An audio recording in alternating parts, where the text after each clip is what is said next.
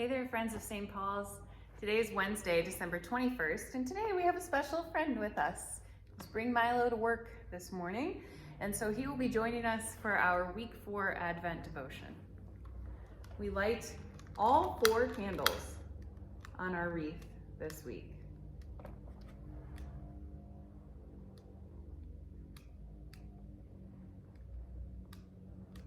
If you have candles at home,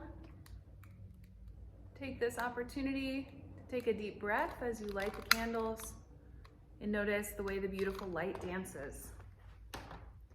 The season of Advent reminds us of love, the love we have in the humanity of Jesus.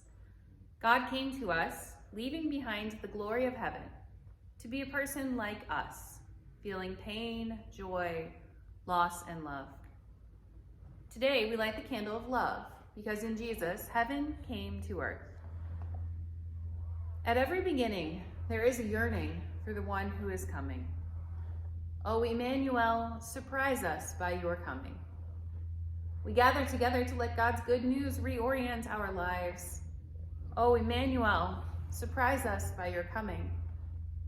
We wait for the day when all the world will see the sign that God is with us. O Emmanuel, surprise us by your coming. We are shocked by how God comes close, even at this very moment. O Emmanuel, surprise us by your coming. Jesus, we welcome your presence now with the lighting of these candles, whose flames bring warmth to winter and fill this place with the glow of hope.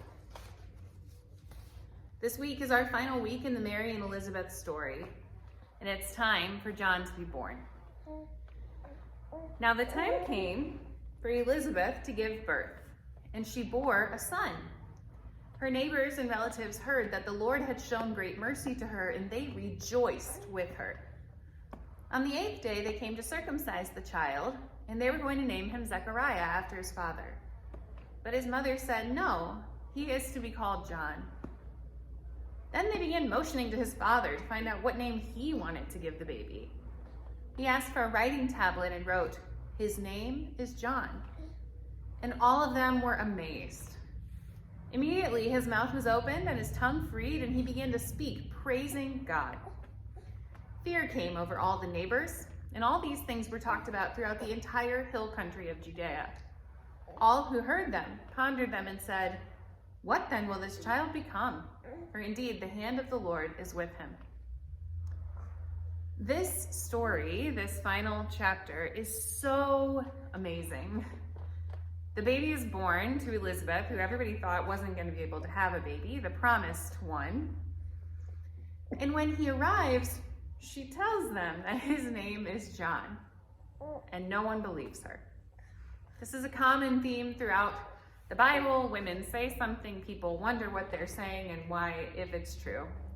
So then they go to Zechariah and they say, "What's the baby's name?" Zechariah is still unable to speak, writes, "His name is John." He agrees with what his wife has said. He rejoices alongside her with this promised baby. Names have a lot of meaning. This week, as we think about the name that God chose for this child, I hope we might also have an opportunity to think about the names that God chooses for each of us. Our primary name is given to us in baptism, beloved. And there are other names too. Child of God, good creation. I want you to think about who named you. What were they hoping as these people say, "What then will this child become?" When our baby was born, it was through a pretty wild turn of events. We had been in labor, I had been in labor for 2 days at that point, before we had to have an unplanned C-section. We didn't know the sex of our baby. We had a couple names picked out. And when he was born, we didn't see him. The curtain was there between my face and Matt and the operations zone. But they pulled him out of my womb and said, "What is his name?" After it was revealed that he was a boy, they asked us what we would name him. Matt and I said together, Milo. We had chosen Milo's name from a list. We thought it was beautiful. It is beautiful like him. And his middle name, Sigurd, after Matt's great-grandfather, who was Norwegian and had a pretty awesome name, and that's part of Matt's heritage that was important to us. Our names carry a lot of meaning with them. Some people, like Milo and like me, are named from baby books. My parents liked the name Delaney and they chose it. But that still holds significance because they're chosen specially for us. I have a lot of friends who have recently begun the process of transitioning or who have transitioned long ago and have chosen new names for themselves. And I've been learning a lot about that process from my friends, how meaningful it can be to choose a name that resonates with you, who you are now.